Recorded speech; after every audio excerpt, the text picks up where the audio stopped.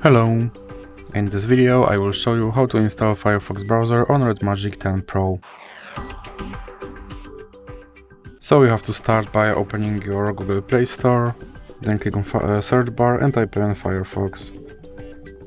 Now click search and click install.